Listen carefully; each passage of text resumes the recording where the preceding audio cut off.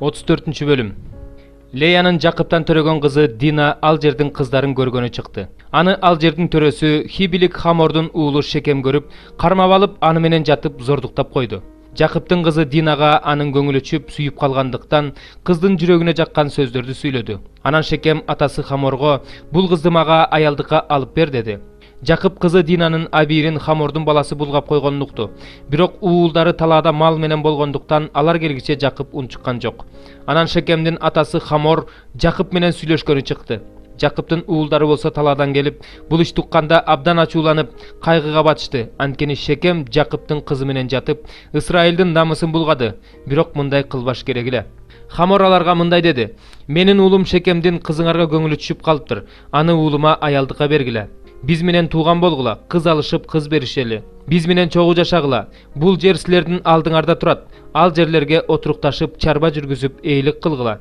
Шекем Динанын атасы менен бир туугандарына: "Силердин алдыңарда райым тапсам эле болду. Силер эмне десеңер, мен баарын берем. Кандай калың бычып, эмне талап кылсаңар да аткарам. Мага кызыңарды гана берсеңер болду" деди. Бирок Жакыптын уулдары Шекемге жана анын атасы Хаморго куулук менен жооп беришти. Анткени алардын карындашы Динанын Абирин булгап койгон эле. Жакыптын уулдары аларга: "Анте албайбыз. Биз карындашыбызды сүннөткө отургузбаганга бере албайбыз. Анткени бул биз үчүн маскарачылык. Эгерде биздей болуп силердин да бардык эркек аттууңар сүннөткө отургузулса гана макул болобуз. Ошондо биз кыз алышып, кыз беришип, силер менен чогуу жашап, бир эл болобуз. Эгерде сүннөткө отургузулганга макул болбосоңор, анда биз кызыбызды алып кетип калабыз" дешти. Бул сөздөр Хаморго жана анын уулу Шекемге жагып калды. Улан муну аткарууга токтоосуз киришти, анткени Жакыптын кызын сүйүп калган эле. Шекем атасынын үйүндөгүлөрдүн ичинен кадыр барктуу болчу. Хамор жана анын уулу Шекем шаар дарбазасынын жанына келип, өз шаарынын тургундарына кайрылып мындай дешти: "Бул адамдар биз менен тынчтыкта. Алар бул жерде отурукташып, чарба жүргүзө беришсин. Аларга жергенен, алар менен кыз алышып, кыз беришели. Биздин да бардык эркек аттууларыбыз алардай болуп, сүннөткө отургузулган шартта гана бул адамдар биз менен жашап, бир эл болууга макул. Алардын үйүр малы да, мүлкү да биз үчүн эмеспи? Аларга макул гана болсок, биз менен жашап калышат." Ошентип Хамор менен анын уулу Шекемдин айткандарын шаар дарбазасынан чыккандын бардыгы угуп, эркек аттуулардын бардыгы, шаар дарбазасынан чыккандардын бардыгы сүннөткө отургузулду. 3-чү күнү алар ооруп жатканда, Жакыптын эки уулу, Динанын бир туугандары Шимон менен Леби кылычтарын алып, шаарга тартынбастан кол салып, эркек аттуулардын баарын кырып салышты. Хамордун өзүн да уулу Шекемди да кылыч менен өлтүрүшүп, Шекемдин үйүнөн Динаны алып чыгып кетишти. Жакыптын уулдары карындашынын Абирин булгагандыгы үчүн өлтүрүлгөндөргө келишип, алардын шаарын тоноп кетишти. Алар майда жана бодо малын, эшектерин, шаарда эмнеси болсо, талаада эмнеси болсо, бардыгын алып кетишти. Алардын байлыктарын, балдарын, аялдарын туткундап, үйлөрүндө болгон нерсесинин бардыгын талап тоноп кетишти.